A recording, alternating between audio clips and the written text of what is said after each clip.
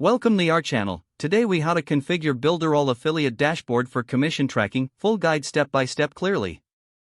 To configure your Builderall affiliate dashboard for commission tracking, start by logging into your Builderall account. Once logged in, navigate to the affiliate dashboard from the main menu. Click on the settings option to access your dashboard preferences. In the settings menu, locate the commission settings section. Ensure that your payment methods are correctly set up to receive your commissions. Review the commission structure to confirm the percentage you will earn on each sale.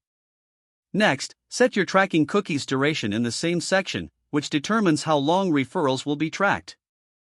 After configuring the commission settings, proceed to customize your affiliate links. Select the affiliate links menu and choose the products you wish to promote.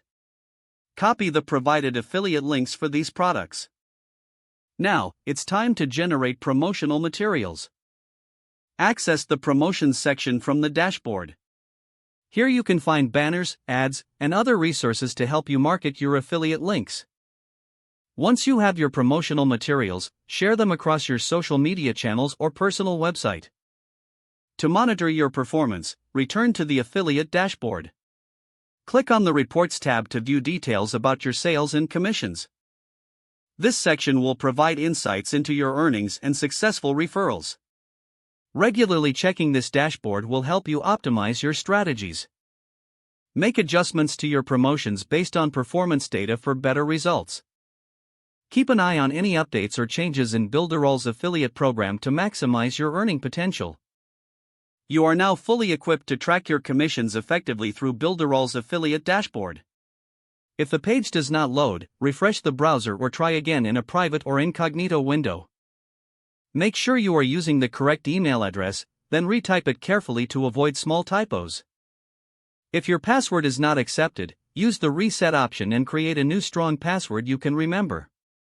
Check your spam folder for verification or security emails, then complete any requested confirmation steps. Enable two-factor authentication if available to improve account security and reduce unauthorized access risk.